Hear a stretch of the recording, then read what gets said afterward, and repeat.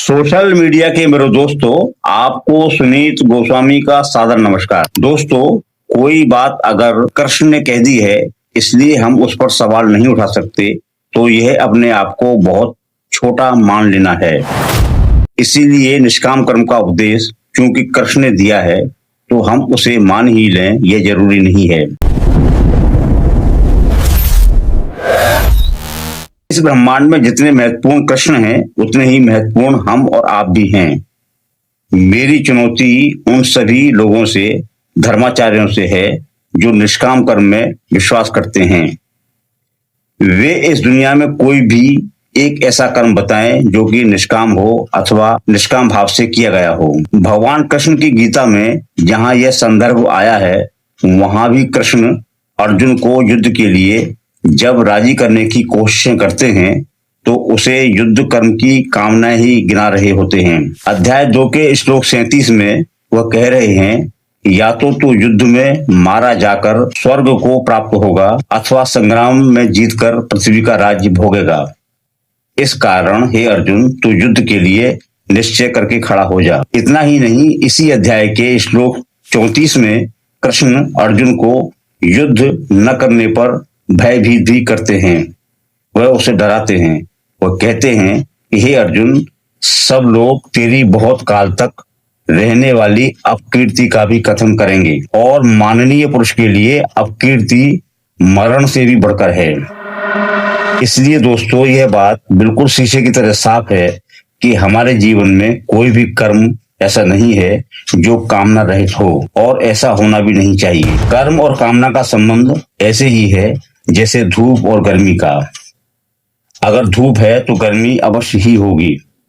इसी तरह अगर कोई कर्म है तो उसके पीछे कामना अपरिहार्य तौर पर होगी ही। दोस्तों, 2008 में मेरी एक पुस्तक प्रकाशित हुई थी, आपकी सफलता के अवरोधक साधु महात्मा। इस पुस्तक का 6वां चैप्टर है कि क्या निष्काम कर्म संभव है। इस अध्याय में मैंने विस्तार से यह समझाया है, बताया है कि निष्काम कर्म की धारणा ने लोगों को कर्महीन, आलसी और जाहिल बनाकर रख दिया है। मैं चाहूंगा दोस्तों कि आप इस किताब को जरूर पढ़ें। डिस्क्रिप्शन में मैं आपको बता रहा हूं कि आप कैसे इस पुस्तक को वैश्य डाक से मंगा सकते हैं। बहरहाल दोस्तों, हम यहाँ संक्षेप में यह समझने की कोशिश करेंगे कि आखिर कोई कर्म या काम क्या होता है और उस कर्म के पीछे उस काम का प्रतिफल चाहना क्यों जरूरी हो जाता है। तो बड़ी सीधी सी बात है कि जिस तरह हमारे जीवन का कोई ना कोई लक्ष्य होता है, ठीक उसी तरह हमारे प्रत्येक काम का कोई ना कोई लक्ष्य जरूर होता ही है। एक किसान जब धरती में बीज बोता है तो वह चाहता है कि उसकी फसल इतनी अच्छी होनी चाहिए। एक विद्यार्थी जब किसी कक्षा में पढ़ रहा होता है तो वह अच्छे नंबरों से पास होना चाहता ही है, और ऐसा चाहना न कोई अपराध है न कोई पाप है। हम जब भी कामना को साथ में रखकर कर्म करते हैं तो ईश्वर को इस बात के लिए जरा सा भी बुरा नहीं लगता, बल्कि कामना को रखकर जब कोई काम किया जाता है तो परमात्मा हमारी उसमें सहायता ही करता है। महात्मा बुद्ध के जीवन को देखिए दोस्तों, वे संसार के दुखों से बहुत परेशान हो गए थे। वे वास्तविक ज्ञान को जानना चाहते थे, यह उनकी कामना थी, और फिर इसके लिए उन्होंने तपस्या रूपी कर्म को अपनाया। आखिरकार वे सफल हुए, उन्होंने अपनी कामना को हासिल किया। किसी भी कर्म के लिए कामना ही सबसे पहले जन्म लेती है। अगर कामना नहीं होगी तो कर्म भी नहीं होगा। इस संसार में हमें तरह तरह की चीजें दिखाई देती हैं। बड़े बड़े भवन, मकान, किले हमें दिखाई देते हैं, सड़कें दिखाई देती हैं, नदियों पर बने हुए पुल दिखाई देते हैं, लाखों किताबें दिखाई देती हैं, तरह तरह की दवाइयां हैं, चिकित्सा के उपकरण हैं, बिजली है, फोन है, लैपटॉप हैं, कंप्यूटर हैं और माइक भी हैं, मेज और कुर्सियां हैं। मैं दोस्तों कहां तक गिनाऊं?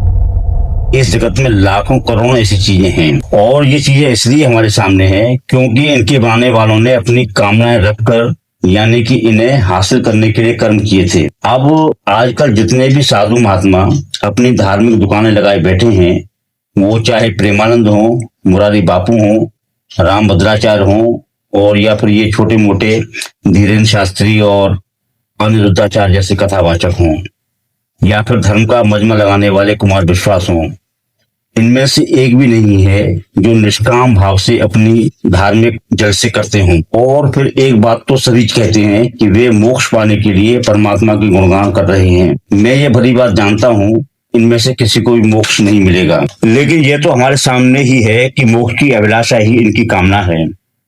इनका कोई भी कर्म निष्काम कर्म नहीं है। कुछ लोग तर्क देते हैं कि बिना कोई प्रतिफल चाहे किसी की सेवा करना तो निष्काम कर्म है। मैं कहता हूं कि वह सेवा भी निष्काम कर्म नहीं है, इसके पीछे भी खुशी प्राप्त करने की कामना छिपी होती है। और यह निश्चित ही है कि सेवा करने से हमें एक खुशी, एक संतुष्टि मिलती ही है।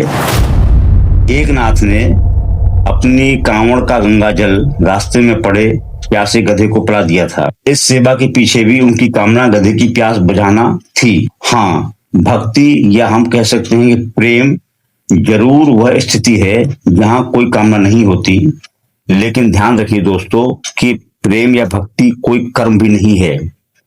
चूंकि वह कर्म नहीं है, इसलिए इसमें कोई कामना भी नहीं है।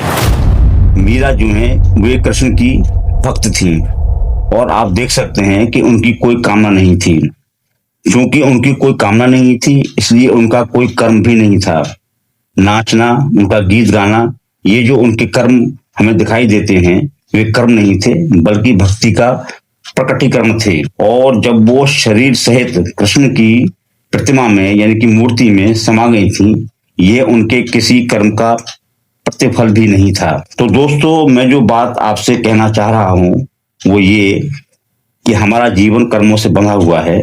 हमें कर्म करने हैं और सकाम होकर कर्म करने हैं, निष्काम होकर कर्म नहीं करने हैं। हाँ, यह जरूर होगा कि हमारी जो कामना होगी उसे प्राप्त करने में हम असफल भी हो सकते हैं। और यह तय मानिए कि सफल होने के लिए असफल होना बेहद ही स्वाभाविक प्रक्रिया है।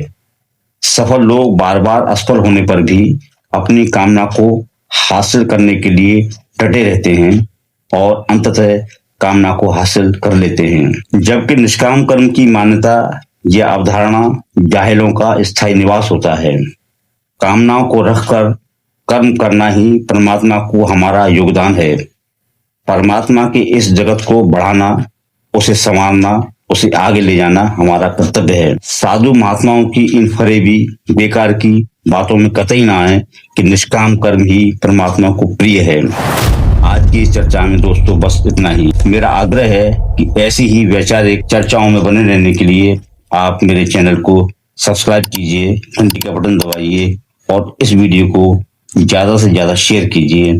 आपका बहुत बहुत आभारी, सुनील गोस्वामी।